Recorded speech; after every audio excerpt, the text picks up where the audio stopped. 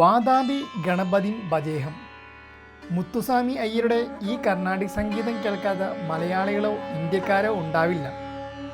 വാതാബി എന്നറിയപ്പെട്ടിരുന്ന ഇന്നത്തെ ബദാമിയിൽ മുത്തുസ്വാമി അയ്യർ സന്ദർശിക്കുകയും അവിടുത്തെ ഒരു പ്രത്യേക ഗണപതി വിഗ്രഹത്തെ സ്തുതിച്ചുകൊണ്ടാണ് വാതാബി ഗണപതിം ഭജേഹം എന്ന ഗാനം പിറവി കൊണ്ടത്. ചരിത്രവും ശില്പകലയും ഒന്നിക്കുന്ന ഒരു സംഗമഭൂമി. പ്രാചീന വാതാബി എന്നറിയപ്പെട്ടിരുന്ന ഈ നാട് ഒരിക്കൽ ചാലൂക്യ രാജവംശത്തിൻ്റെ പ്രൗഢമായ തലസ്ഥാനമായിരുന്നു. ഇവിടത്തെ ഗുഹാക്ഷേത്രങ്ങളും മലമുകളിലെ ബദാമി ഫോർട്ടും കൊത്തുപണികളാൽ സമ്പന്നമായ ക്ഷേത്രങ്ങളും നമ്മെ ചരിത്രത്തിൻ്റെ ഏതോ ഒരു കാലഘട്ടത്തിലേക്ക് കൂട്ടിക്കൊണ്ടുപോകും. ബദാമിയിലെ ഓരോ കല്ലിനും പറയാൻ ഒരു കഥയുണ്ട്, കാണാൻ ഒരു കാഴ്ചയുണ്ട്.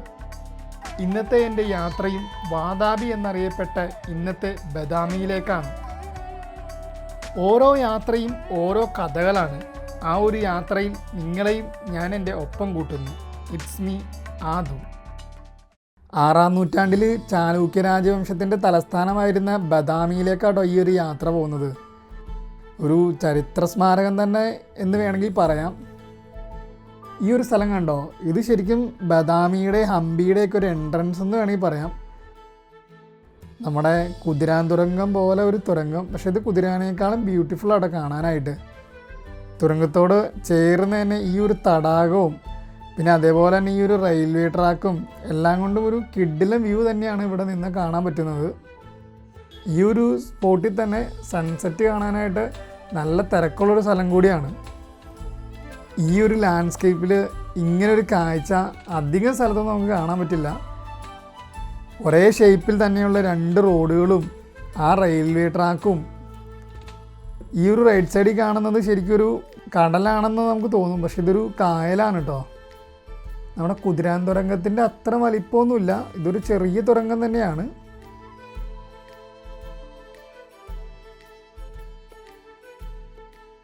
ഈ ഒരു തുരങ്കം കയറി ചെല്ലുന്നത് ഒസ്പെട്ട് എന്ന് പറഞ്ഞ സ്ഥലത്തേക്കാണ്. അവിടെ നിന്നാണ് ശരിക്കും ഹംപിയിലേക്കും ബദാമിയിലേക്കൊക്കെ തിരിയണത്. നമ്മളെന്തായാലും നേരെ ഹംപിയിലേക്കല്ല ബദാമിയിലേക്കാണ് പോകുന്നത്. ബദാമി പോയി ബദാമി ഫുൾ എക്സ്പ്ലോർ ചെയ്തതിന് ശേഷമാണ് നമ്മൾ ഹംപിയിലേക്ക് പോകുന്നുള്ളൂ. ബദാമി എന്ന് പറഞ്ഞാൽ ശരിക്കും ഒരുപാട് ആളുകളൊന്നും പോവാത്തൊരു സ്ഥലം കൂടിയാണ്. ഹംപി എല്ലാവർക്കും കേട്ട് പരിചയമുണ്ടാവും, പക്ഷേ ഈ ബദാമി അങ്ങനെ കേട്ട് പരിചയമില്ലാത്തൊരു സ്ഥലമാണ്. പക്ഷേ ഹംപിയെ പോലെ തന്നെ ഒരുപാട് കാഴ്ചകൾ കാണാനുള്ളൊരു സ്ഥലം തന്നെയാണ് ഈ ബദാമി എന്ന് പറയുന്നത്. ഇതൊക്കെ ഇവിടുത്തെ ഒരു ഫ്ലൈ ഓവറൊക്കെ, ഇങ്ങനത്തെ ഫ്ലൈ ഓവറൊക്കെ ഇവിടെ ഉള്ളതുകൊണ്ട് തന്നെ റോട്ടിലൊന്നും അധികം തിരക്കൊന്നുമില്ല. ശരിക്കും ഇതൊക്കെയാണ് എടപ്പള്ളിലും നമ്മുടെ വൈറ്റിലൊക്കെ വേണ്ടല്ലേ. ഇത് ഒരെണ്ണം വരുവാണെങ്കിൽ പിന്നെ ഒരു തിരക്കും ഉണ്ടാവില്ല, അത്ര ഫ്രീ ആയിട്ട് നമുക്ക് ട്രാവൽ ചെയ്യാൻ പറ്റും. അതൊക്കെ കഴിഞ്ഞ് മുന്നോട്ടിങ്ങനെ പോകണ വഴിക്കാണ് ഈ ഒരു കാഴ്ച കണ്ടത്. ഇത് നോക്കി, ശരിക്കും ഇതൊന്നും കേരളത്തിൽ പോലും ഇങ്ങനത്തെ ഒരു കാഴ്ചകൾ കാണാൻ പറ്റില്ല. വളരെ കുറവാണ് കേരളത്തിൽ തന്നെ ഇങ്ങനത്തെ കാഴ്ചകൾ. ശരിക്കും ഇന്നലെ കൊച്ചിയിൽ നിന്ന് ഇറങ്ങിയിട്ട് ഇപ്പോൾ ഈ ഒരു സമയം വരെ നമുക്ക് ഒരു സന്തോഷകരമായ ഒരു കാഴ്ചകൾ തന്നെ ഒന്നും തന്നെ കാണാൻ പറ്റായിരുന്നു. ആ ഒരു വിഷമത്തിൽ വരുന്ന സമയത്താണ് ഈ ഒരു കിഡിലും കാഴ്ചകൾ കിട്ടിയത്. ഇന്നലെ കൊച്ചിയിൽ നിന്ന് പോന്നിട്ട് കൂടുതലും കണ്ടത് ആക്സിഡൻറ്റുകളാണ്, ലൈവായിട്ടുള്ള ആക്സിഡൻറ്റുകളാണ്. കൂടുതലും അശ്രദ്ധ കൊണ്ട് തന്നെയാണ്. കേരളം വിട്ട് നമ്മൾ പുറത്തേക്ക് വന്ന മാക്സിമം 3 ലൈൻ റോഡുകളാണ്. അപ്പോൾ ഒരു ലൈനിൽ നിന്ന് അടുത്ത ലൈനിലേക്ക് കയറുമ്പോൾ സിഗ്നലൊന്നും യൂസ് ചെയ്യില്ല. അതുപോലെ തന്നെ പെട്ടെന്ന് ടേൺ ചെയ്യും. പെട്ടെന്ന് ഒരു ട്രാക്കിൽ നിന്ന് ഒരു ട്രാക്കിലേക്കൊക്കെ മാറുമ്പോഴാണ് കൂടുതലും ആക്സിഡൻറ്റുകൾ ഉണ്ടാവുന്നത്. ഇതിൽ കേരളത്തിന് പുറത്തേക്കൂടെ നമ്മൾ കുറച്ച് ദിവസം ഡ്രൈവ് ചെയ്ത് കഴിഞ്ഞാൽ നമ്മുടെ കേരളത്തിലെ ഡ്രൈവിംഗ് കൾച്ചറും കേരളത്തിലെ ഡ്രൈവിങ്ങുമാണ് ഏറ്റവും സേഫ്റ്റി ആയിട്ടുള്ള ഡ്രൈവിംഗ് നമുക്ക് മനസ്സിലാവും. ഇവിടുത്തെ റോഡൊക്കെ കണ്ട ഇങ്ങനെ നീണ്ടു നിവർന്ന് കിടക്കുകയാണ്. ഒരു കിഡിലും ഭംഗി തന്നെയാണ് ഈ റോഡ് കാണാനായിട്ട് തന്നെ. ഇവിടുത്തെ ടെറൈൻ്റെയൊക്കെ കളർ ഉണ്ടാവും, റെഡ് കളറാട്ടോ. ഈ വേനലിലും നല്ല പച്ച പുതച്ച കൃഷിത്തോട്ടങ്ങളൊക്കെയാണ് ഇവിടെ കാണാൻ പറ്റുന്നത്.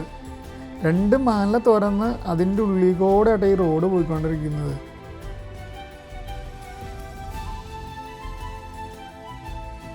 നല്ല റെഡ് കളറിലുള്ള മലയും അതിൻ്റെ തൊട്ട് താഴത്തായിട്ട് നല്ല പച്ച പുതച്ച കൃഷിത്തോട്ടങ്ങളും.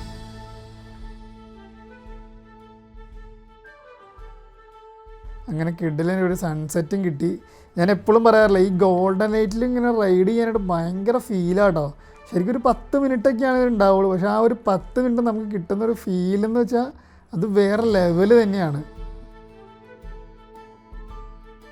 ഞാനെന്തായാലും ബദാമിയിലേക്കൊക്കെ എത്തുമ്പോൾ ഏകദേശം രാത്രിയാവും. ഇനി ഇവിടുന്ന് അങ്ങോട്ട് ബദാമി വരെ ഇങ്ങനത്തെ കാഴ്ചകൾ തന്നെയാണോ എന്നൊന്നും അറിയില്ല.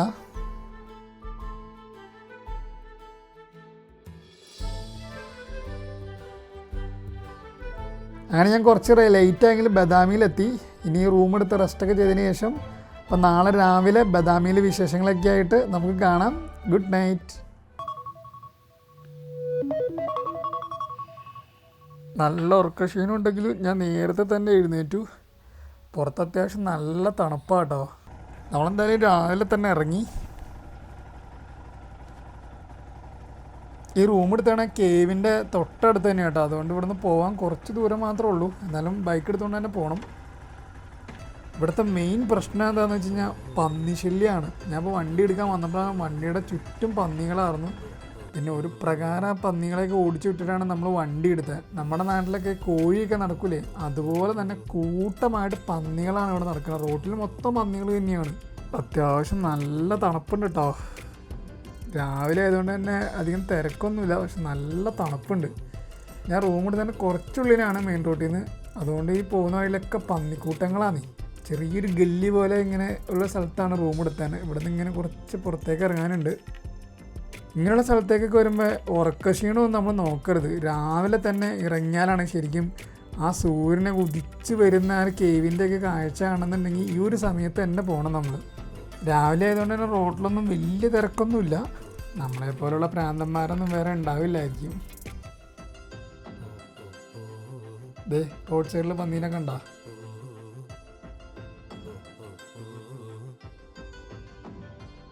നമ്മുടെ നാട്ടിലൊക്കെ പട്ടിക്കൂട്ടങ്ങളൊക്കെ നടക്കുന്ന പോലെയാണ് ഇവിടെ പന്നി കിടക്കണത്. ഫുള്ള് പന്നികളാണ്. ഇവിടെ നിന്നാണ് നമുക്ക് തിരിഞ്ഞ് പോകേണ്ടത്. ഈ ഒരു സ്റ്റാച്ചുവിൻ്റെ ഇവിടെ നിന്നാണ് തിരിഞ്ഞ് റൈറ്റ് എടുത്ത് നമ്മൾ നേരെ പോകുന്നതാണ് കേവിലേക്കുള്ള വഴി കേട്ടോ. സൂര്യൻ ഉദിച്ച് വരുന്നേ ഉള്ളൂ.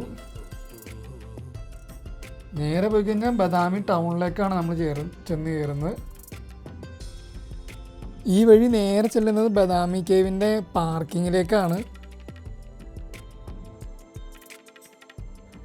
ഇവിടം തൊട്ട് നല്ല കല്ല് വിരിച്ച വഴികളാട്ടോ.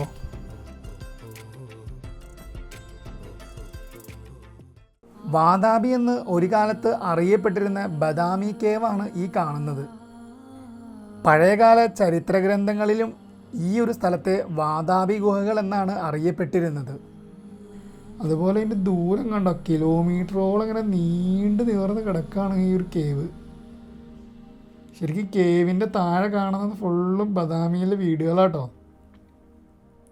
നമ്മളിൽ നോക്കുമ്പോൾ പൊട്ട് പോലെ കാണുന്ന എല്ലാം ഓരോ വീടുകൾ തന്നെയാണ്. ഈ ഒരു കേവിൻ്റെ ഒരു വലിപ്പം നോക്കി എന്താല്ലേ.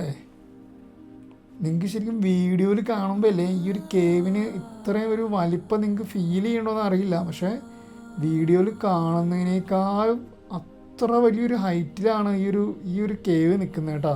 സൂര്യൻ ഇങ്ങനെ സൈഡിൽ നിന്ന് ഇങ്ങനെ ഉദിച്ച് ഉയർന്നുകൊണ്ടിരിക്കുകയാണ് നല്ലൊരു ഗോൾഡൻ ലൈറ്റിൽ. അതിരാവിലെ തന്നെ എണിച്ച് വന്നുകൊണ്ടാണ് ഈ ഒരു കാഴ്ച ശരിക്കും കാണാൻ പറ്റിയത് കേട്ടോ. ഈ ഒരു ബദാമി കേവിൽ മൊത്തം 4 ഗുഹാക്ഷേത്രങ്ങളാണുള്ളത്. അതിൽ ഓരോ ക്ഷേത്രങ്ങളും ഓരോ ദേവന്മാർക്ക് സമർപ്പിച്ചിട്ടുള്ളതാണ്. Hi, good morning.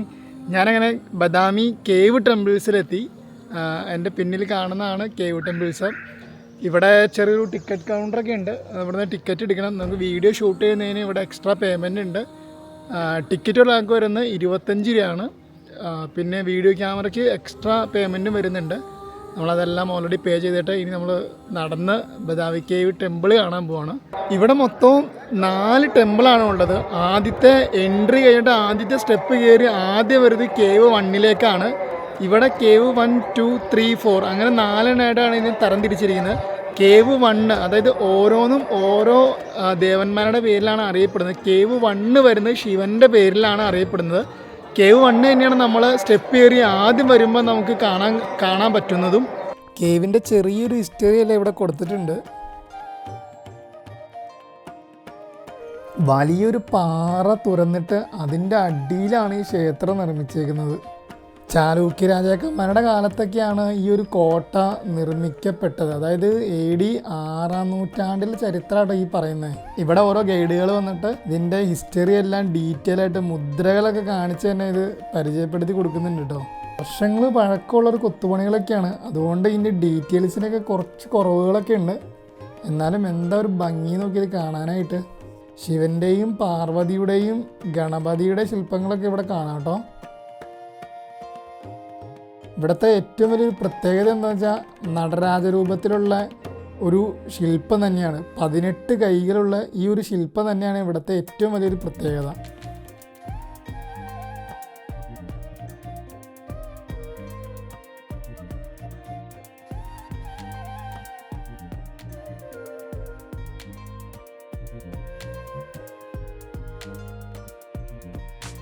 അമ്പലത്തിൻ്റെ ഉള്ളിലേക്ക് കയറി ചെല്ലുമ്പോഴും ഇവിടുത്തെ തൂണുകളിലൊക്കെ ഒരു കൊത്തുപണികൾ കണ്ടോ. ഇതാണ് ശ്രീകോവിൽ. പക്ഷെ ഇവിടെ ഇപ്പം പ്രതിഷ്ഠ ഒന്നുമില്ല. ആദ്യത്തെ കേവിൽ നിന്ന് ഇറങ്ങിയിട്ട് നമ്മൾ രണ്ടാമത്തെ കേവിലേക്കാണ് പോകുന്നത്. രണ്ടാമത്തെ കേവ് വരുന്നത് വിഷ്ണുവിൻ്റെ പേരിലാണ് അറിയപ്പെടുന്നത്. ഈ ഒരു സ്റ്റെപ്പ് കയറി രണ്ടാമത്തെ ക്ഷേത്രത്തിലേക്കാണ് പോകുന്നത്. ഇവിടെ നിന്ന് നോക്കുമ്പോൾ താഴെ ക്ഷേത്രത്തിൻ്റെ കാഴ്ചകളൊക്കെ നല്ല അടിപൊളിയായിട്ട് കാണാം കേട്ടോ. ഇതുപോലുള്ള ചെറിയ കുറേ ഗുഹകൾ ഇതിൻ്റെ ഉള്ളിലുണ്ട്. ഇത്ര വലിയൊരു പാറ തുറന്നിട്ടാണ് ഒരു ക്ഷേത്രം നിർമ്മിക്കപ്പെട്ടതെന്ന് ഈ ഒരു കാഴ്ച കണ്ടാൽ നമുക്ക് മനസ്സിലാവും. ഒരു ഗുഹയുടെ രൂപത്തിലൊക്കെ നിർമ്മിച്ചിട്ടുള്ളത് കൊണ്ടായിരിക്കും ഇതിനൊക്കെ ഗുഹാക്ഷേത്രം എന്ന് വിളിക്കുന്നത്.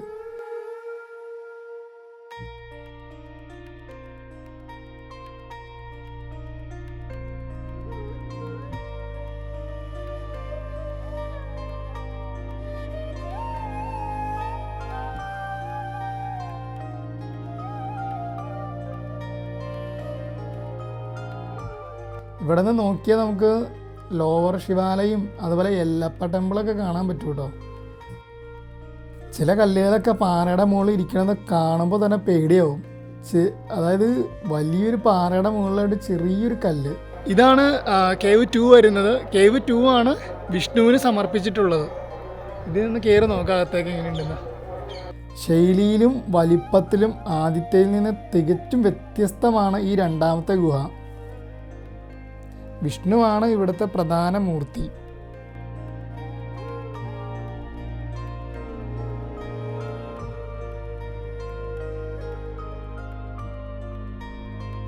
ഇവിടെയും ക്ഷേത്രത്തിൻ്റെ ഉള്ളിൽ പ്രതിഷ്ഠകളൊന്നുമില്ല.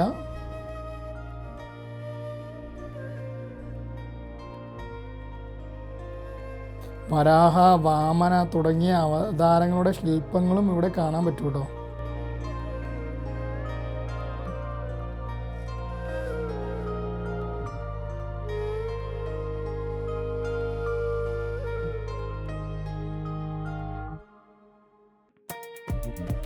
വരാഹരൂപത്തിലുള്ള വിഷ്ണുവിൻ്റെ ശില്പം ഇവിടുത്തെ ഒരു പ്രധാനപ്പെട്ട ആകർഷണങ്ങളിൽ ഒന്നാട്ടോ. വിഷ്ണുവിൻ്റെ വിവിധ രൂപങ്ങളാണ് ഇവിടെ കൂടുതലായിട്ടും കൊത്തിവെച്ചിരിക്കുന്നത്. ക്ഷേത്രത്തിൻ്റെ ഭിത്തികളിൽ മാത്രമല്ല മുകൾ ഭാഗത്തും തൂണുകളിലൊക്കെ ഒരേപോലെ കൊത്തുപണികൾ ചെയ്തിട്ടുണ്ട് കേട്ടോ. ഈ നടരാജരൂപത്തിന് പുറമെ അർദ്ധനാരീശ്വരൻ, ഗംഗാധരൻ തുടങ്ങിയ രൂപങ്ങളുടെ കൊത്തുപണികൾ ഇവിടെ കാണുന്നുണ്ട് കേട്ടോ. കൊത്തുപണികളുടെയൊക്കെ ഒരു വിസ്മയം തന്നെയാണ് ഇവിടം.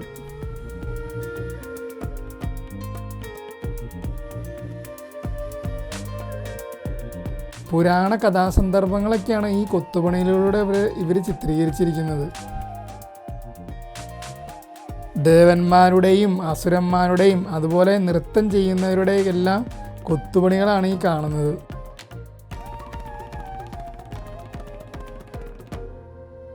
ഞാൻ ആദ്യം പറഞ്ഞതുപോലെ തന്നെ ഓരോ കേവും ഓരോരുത്തരുടെ പേരിലാണ് അറിയപ്പെടുന്നത്. നമ്മളിനി കയറാൻ ചെല്ലാൻ പോണ മൂന്നാമത്തെ കേവിലേക്കാണ്. അതായത് ശിവൻ്റെയും മറ്റു ദേവന്മാരുടെയും ശില്പങ്ങൾ അവിടെ കാണാമെന്നാണ് പറയുന്നത്. ഈ 2 കേവിനെ അപേക്ഷിച്ച് ഏറ്റവും വലിപ്പം കൂടിയൊരു കേവും കൂടിയാണ് മൂന്നാമത്തെ കേവിലേക്ക് നമുക്ക് പോകുമ്പോൾ തന്നെ കാണാൻ പറ്റും. അത്യാവശ്യം ഒരു കവാടവും കാര്യങ്ങളൊക്കെ ഉണ്ട്. ഇപ്പോൾ നമ്മൾ കയറി വന്ന 2 അങ്ങനെ ഉണ്ടായിരുന്നില്ല. ഇത് 2ൽ നിന്നും തികച്ചും വ്യത്യസ്തമാണ് മൂന്നാമത്തെ. നമുക്ക് ഇവിടെ നോക്കുമ്പോൾ തന്നെ ഒരു ചെറിയൊരു കവാടവും ഭയങ്കര ബ്യൂട്ടിയാണ്. ഇവിടെ നോക്കുമ്പോൾ 2 സൈഡിലൊരു മരവും ഒരു കവാടവും പിന്നെ കുത്തനെയുള്ള സ്റ്റെപ്പാണ്. ഇവിടെ നിന്ന് നോക്കുമ്പോൾ തന്നെ കാണാൻ ഭയങ്കര വലിയൊരു പാറയുടെ അടിയിലാണ് ഈ ഒരു കവാടവും മരങ്ങളൊക്കെ നിൽക്കുന്നത്. ഞാനത് കാണിച്ചു തരാം. എനിക്ക് അതിനോട്ട് ഭയങ്കര ഇഷ്ടപ്പെട്ടു. പിന്നെ സ്റ്റെപ്പ് എന്ന് വെച്ചാൽ കുത്തനെയുള്ള ഇങ്ങനെ കരിങ്കല്ല് വെച്ചുള്ള സ്റ്റെപ്പ് തന്നെ കുത്തനെയുള്ള സ്റ്റെപ്പാണ് ഇനി മുകളിലേക്കുള്ളത്. നമുക്കൊന്ന് പോയി കണ്ടിട്ട് വരാം എന്തായാലും മൂന്നാമത്തെ. മൂന്നാമത്തെ ക്ഷേത്രത്തിലേക്ക് പോകുന്ന വഴി തന്നെ ഒരു ഗുഹയും നമുക്ക് കാണാൻ പറ്റും. ഈ ഒരു വഴി നേരെ ചെല്ലുന്നത് ആ ഒരു ഗുഹയിലേക്കാട്ടോ. അവിടം വരെ സ്റ്റെപ്പൊന്നുമില്ല, ഇതേപോലെ ഒരു പാറകളിലൂടെ ചവിട്ടിയാണ് അങ്ങോട്ട് കയറി പോകാനായിട്ട്. അതുപോലെ തന്നെ ഇവിടെ ഗ്രിപ്പില്ലാത്തൊരു ടൈപ്പ് പാറയാണ്, നല്ല തെന്നലുണ്ട്, അത്ര സൂക്ഷിച്ച് വേണം ഇതിൽ കയറി പോകാനായിട്ട്. ആ ഒരു ഗുഹയുടെ വലിപ്പം കണ്ടോ. ഇതൊക്കെ പണ്ട് എന്തിനാണ് ഉപയോഗിച്ചിരിക്കുന്നത് വ്യക്തമായ ഒരു അറിവും തന്നെ ഇല്ല. അതിൻ്റെ ഉള്ളിൽ കയറി നിന്നിട്ട് പുറത്തേക്ക് നോക്കുമ്പോൾ കാണുന്ന ഒരു കാഴ്ച നോക്കി, എന്താ ഒരു ഭംഗി. ഇതിൻ്റെ നേരെ ഓപ്പോസിറ്റ് കാണുന്നതാണ് ബദാമി ഫോർട്ട് വരുന്നത്.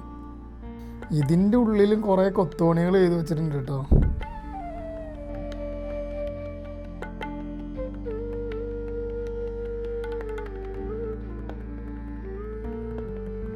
ഇതുപോലെ ഇവിടെ നിന്ന് ഇറങ്ങി ചെല്ലുമ്പോൾ ഇതേപോലെ വേറൊരു വഴി കൂടി കാണാം. ഇതും ഏതോ ഒരു ഗുഹയിലേക്ക് പോകുന്ന വഴിയാണ്, പക്ഷേ ഇതൊക്കെ ക്ലോസ് ചെയ്തിരിക്കുകയാണ്. ശത്രുക്കളുടെ ആക്രമണത്തിൽ നിന്ന് രക്ഷപ്പെടാനും രഹസ്യയോഗങ്ങളൊക്കെ കൂടാനായിരിക്കും ഇതുപോലുള്ള അറകളും ഇതുപോലെ ഹിഡനായിട്ടുള്ള കുറേ സ്പോട്ടുകളൊക്കെ ഇവിടെ ക്രമീകരിച്ചിരിക്കുന്നത്. ഇവിടെ സ്റ്റെപ്പെല്ലാം കാണുന്നുണ്ട്, പക്ഷേ ഇത് ലോക്കാണ്. ഇനി നമുക്ക് ഇവിടെ നിന്ന് മൂന്നാമത്തെ ക്ഷേത്രത്തിലേക്ക് പോകാം. ഇവിടുത്തെ ഒരു നിർമ്മിതി ഉണ്ടോ, വലിയൊരു കല്ലിൻ്റെ മുകളിൽ വേറൊരു കല്ല് കയറ്റിച്ച് ഇങ്ങനെ ലോക്ക് ചെയ്താണ് ഇവിടെ ഇങ്ങനെ ഓരോന്ന് നിർമ്മിക്കപ്പെട്ടിട്ടുള്ളത്. ഇവിടെ ഒരു വലിയൊരു കവാടമൊക്കെ ഉണ്ട്. ഈ ഒരു കവാടം കയറി ചെല്ലുമ്പോഴാണ് മൂന്നാമത്തെ ക്ഷേത്രം വരുന്നത്. ഈ ഒരു കുത്തനെയുള്ള സ്റ്റെപ്പ് കയറി ചെല്ലുന്നതാണ് മൂന്നാമത്തെ ടെമ്പിൾ.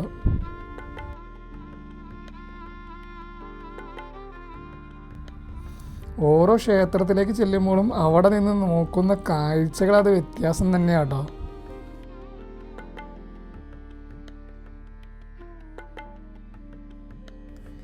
ഇതാണ് മൂന്നാമത്തെ ക്ഷേത്രം. പക്ഷെ ഇവിടെ എന്തോ ഒരു മെയിൻ്റനൻസ് വർക്ക് നടക്കുന്നതുകൊണ്ട് ആ ഒരു വൈഡ് വിഷ്വലിൻ്റെ ഭംഗി കിട്ടുന്നില്ല.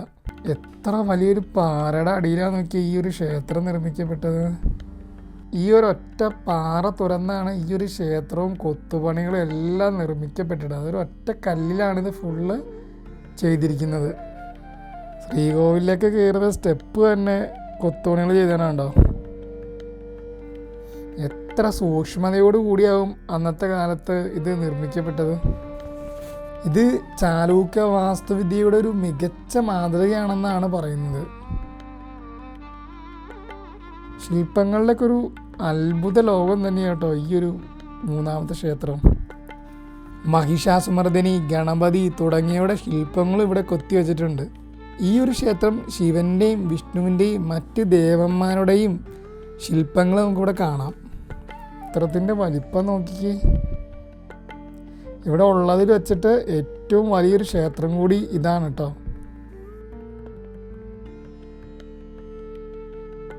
തൂണുകളിലൊക്കെ കൊത്തുപണി ചെയ്തിരിക്കുന്നതുണ്ടോ. ഇവിടെ തൂണുകളിലും ശില്പങ്ങൾ നിർമ്മിക്കപ്പെട്ടിട്ടുണ്ട്. മറ്റുള്ള ക്ഷേത്രത്തിൽ ഇത്ര അധികമില്ല, പക്ഷെ ഇവിടുത്തെ തൂണുകളിൽ ഒരുപാട് ശില്പങ്ങൾ നമുക്ക് കാണാം കേട്ടോ. ആദ്യത്തെ 2 ഗുഹകളും 6-ാം നൂറ്റാണ്ടിലാണെങ്കിൽ ഇത് നിർമ്മിക്കപ്പെട്ടത് 8-ാം നൂറ്റാണ്ടിലാണെന്നാണ് ചരിത്രം.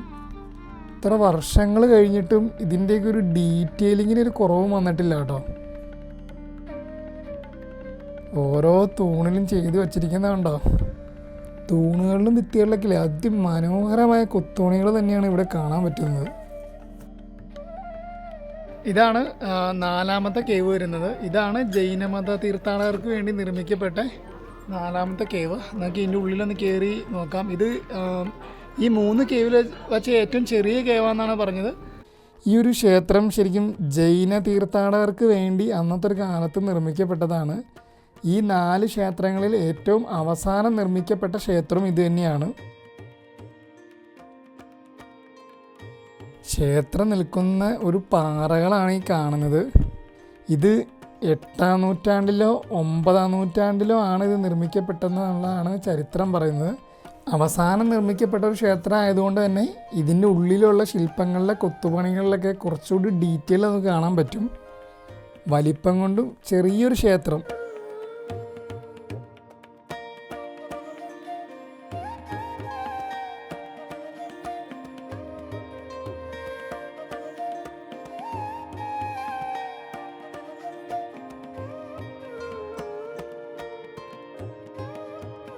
മറ്റുള്ള ക്ഷേത്രങ്ങളിൽ നിന്ന് തികച്ചും വ്യത്യസ്തമായൊരു ക്ഷേത്രമാണിത്.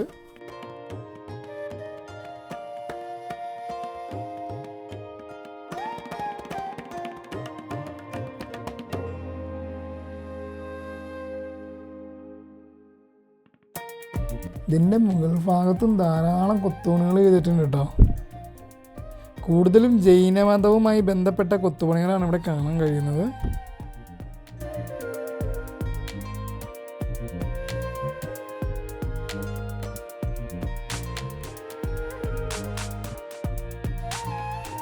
കൊത്തുപണികൾ കൊണ്ടും ശില്പങ്ങൾ കൊണ്ടും വ്യത്യാസമാണ് ഇവിടെ.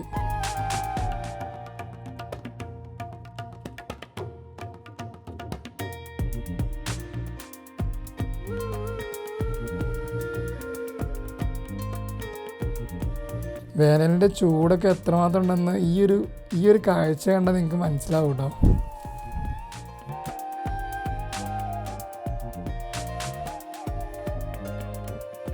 ഇതൊരു എലവേറ്റഡ് പൊസിഷനിലാണ് ഈ ഒരു ക്ഷേത്രം സ്ഥിതി ചെയ്യുന്നത്.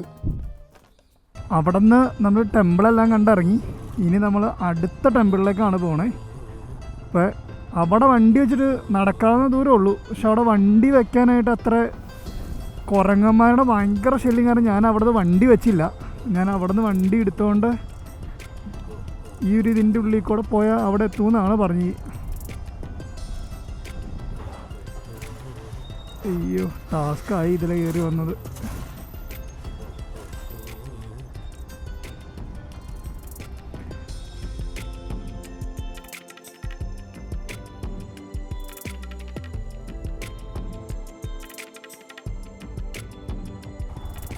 ഏകദേശം ആ ടെമ്പിളിൻ്റെ അവിടെ എത്തിയെന്ന് എനിക്ക് തോന്നുന്നു.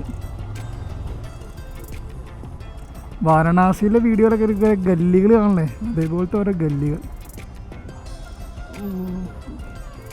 टेम्पल किधर? टेम्पल टेम्पल इधर इधर से गाड़ी गाड़ी जाता है इसे.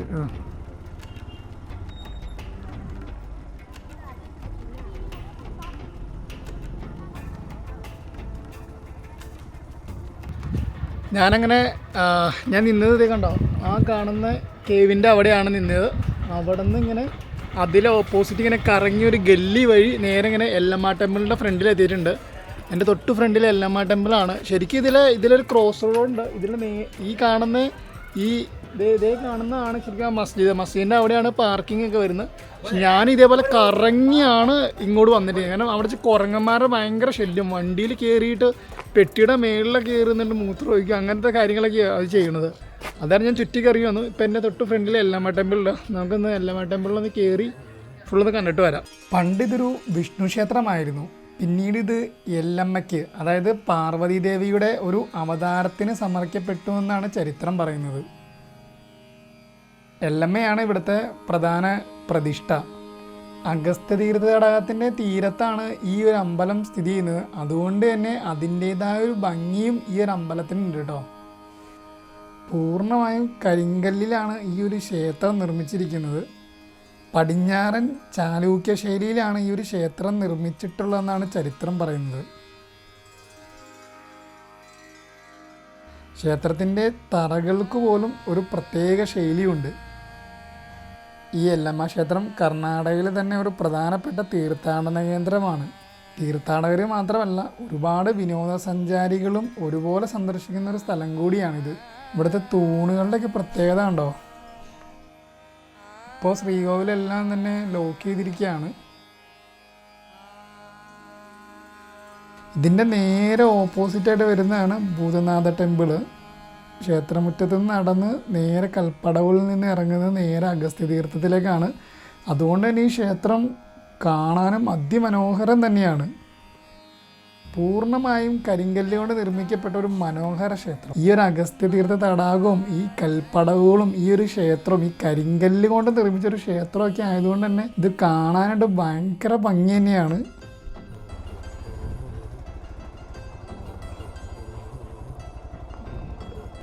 ഞാനങ്ങനെ എല്ലമ്മ ടെമ്പിളൊക്കെ കണ്ടിറങ്ങിയിട്ട് അടുത്ത ടെമ്പിളായ ഭൂതനാഥ ടെമ്പിളിലേക്ക് പോവാണ്. അങ്ങോട്ടും ഈ വഴി തന്നെ പോകാമെന്നാണ് പറഞ്ഞത്. Bye bye. ഇതുപോലുള്ള ചെറിയ വഴികളാണ്. ഇത് ഗൂഗിൾ മാപ്പ് ഇട്ടാൽ ഈ ഒരു വഴിയൊന്നും കാണിക്കില്ല കേട്ടോ. നമുക്ക് ചോദിച്ചു പോയാൽ മാത്രമാണ് ഈ വഴിയിൽ പോകാൻ പറ്റുള്ളൂ. ഗൂഗിൾ മാപ്പ് വഴിയാണെങ്കിൽ നമ്മൾ ടൗൺ ചുറ്റിക്കറങ്ങി വേണം ഇങ്ങോട്ട് വരാനായിട്ട്.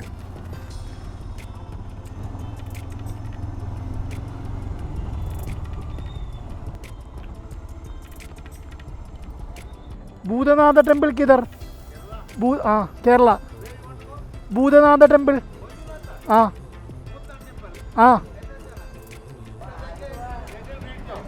ഓക്കെ.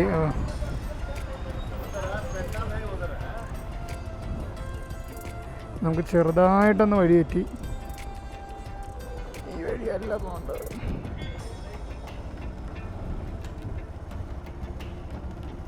നമുക്ക് ഈ വഴിയായിരുന്നു പോകേണ്ടത്. ഭൂതനാഥ ടെമ്പിൾ. ചെറിയ ഗല്ലികൾ, ചെറുതായിട്ട് വീണ്ടും ഒന്ന് വഴിയിട്ട് ഈ ഒരു വഴിയാണ് പോണത്.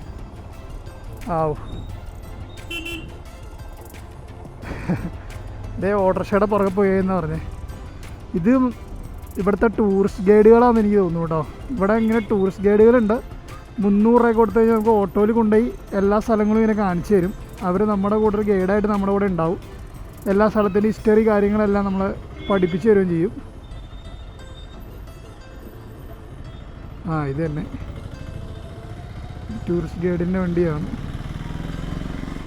ശരിക്കും ഇതൊക്കെ ഇങ്ങനെ നടന്നു പോകുന്ന ദൂരമേ ഉള്ളൂ. പക്ഷെ നടന്ന് നമ്മൾ പോകുമ്പോൾ ഒരുപാട് സമയം എടുക്കും. നമുക്ക് ഈ പറയുന്ന പോലെ പെട്ടെന്ന് എത്താൻ പറ്റില്ല എല്ലാ സ്ഥലത്തും.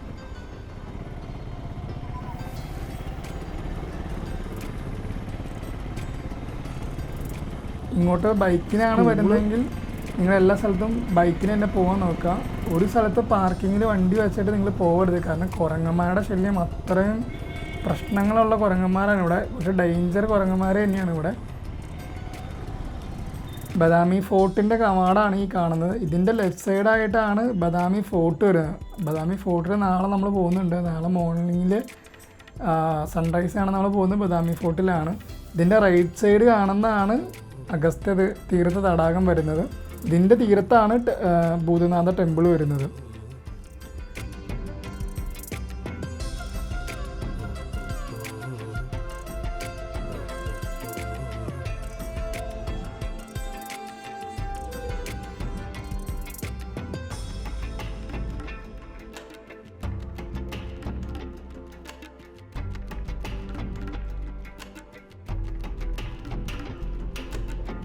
ഞാനങ്ങനെ വണ്ടിയിലിങ്ങനെ കറങ്ങി നടന്ന് അവസാനം ഇവിടെ എത്തി. ഭൂതനാഥ ടെമ്പിളിൻ്റെ അടുത്ത് എത്തി. ശരിക്കും ഈ ഒരു തടാകമാണ് ഞാനിങ്ങനെ റൗണ്ട് അടിച്ച് ഫുള്ള് കറങ്ങിക്കൊണ്ടിരുന്നത്. ഈ തടാകത്തിൻ്റെ 4 സൈഡിലാണ് ഇപ്പോൾ കേവ് ടെമ്പിൾസ് ആണെങ്കിലും കോട്ടയാണെങ്കിലും എല്ലപ്പ ടെമ്പിളാണെങ്കിലും ഈ ടെമ്പിളുകളെല്ലാം വരുന്നത് ഈ ഒരു തടാകത്തിൻ്റെ 4 സൈഡിലായിട്ടാണ്.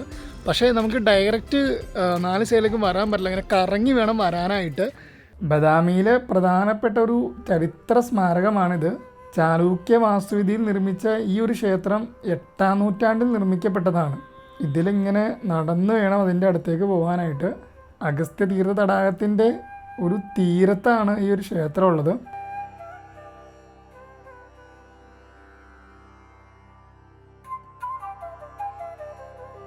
ക്ഷേത്രത്തിൻ്റെ ദർശനം വരുന്ന നേരെ തടാകത്തിലേക്കാണ്.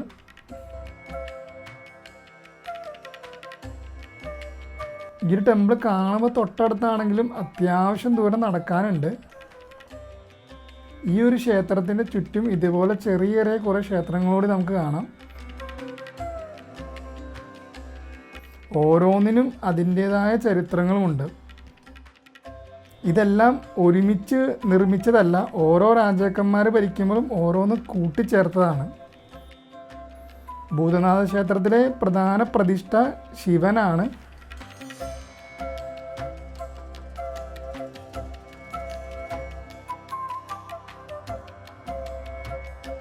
ക്ഷേത്രത്തിലെ തൂണുകളും മറ്റു ക്ഷേത്രങ്ങളെ പോലെ തന്നെ അത്യാവശ്യം കൊത്തുപണികളുണ്ട്.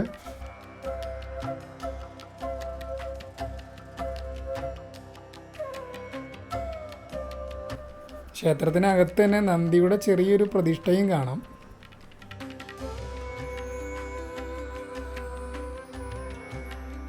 ക്ഷേത്രത്തിലെ മുകൾ ഭാഗത്ത് നല്ല രീതിയിലുള്ള കുറേ കൊത്തുപണികളൊക്കെ കാണാം. ഇവിടെയും ശ്രീകോവിൽ പൂട്ടിയിട്ട നിലയിൽ തന്നെയാട്ടോ.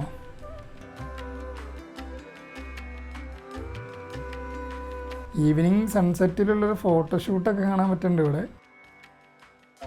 ഈ ഒരു ടെമ്പിളിൻ്റെ തൊട്ടടുത്തായിട്ടാണ് ചെറിയൊരു മലയുണ്ട്, അതിൻ്റെ മേളിലും ഒരു ടെമ്പിളുണ്ട്. പക്ഷെ ആ ടെമ്പിളിൻ്റെ പേരെന്താണെന്ന് അറിയില്ല. അതുപോലെ ഇതിന് ചുറ്റും ഞാൻ നടന്നു നോക്കി, ടെമ്പിളിലേക്ക് കയറാനായിട്ട് വഴിയുമില്ല. ഈ ഭൂതനാഥ ടെമ്പിൾ സൺസെറ്റിൻ്റെ സമയത്ത് കാണാൻ വരുന്ന സന്ദർശകരുടെ വലിയൊരു തിരക്ക് തന്നെയാണ്. ആ ഒരു ഗോൾഡൻ ലൈറ്റ് ഈ ഒരു തടാകത്തിലടിക്കുമ്പോൾ ഈ ഒരു ടെമ്പിൾ കാണാനായിട്ട് ഭയങ്കര ഭംഗിയാണ്. ഇവിടുത്തെ ഈ പടവുകളിൽ ഇരുന്ന് സൺസെറ്റ് കാണാൻ തന്നെ വലിയൊരു തിരക്ക് തന്നെയാണ്. ഭൂതനാഥ ടെമ്പിളിലെ നല്ലൊരു സൺസെറ്റെല്ലാം ആസ്വദിച്ച് ഇന്നത്തെ എപ്പിസോഡ് ഇവിടെ തീരുകയാണ്. നാളെ രാവിലെ ബദാമി ഫോർട്ടിലെ സൺറൈസൊക്കെ ആയിട്ട് നമ്മൾ വീണ്ടും വരും. അടുത്ത എപ്പിസോഡായിട്ട് വീണ്ടും കാണാം. It's me ആദു.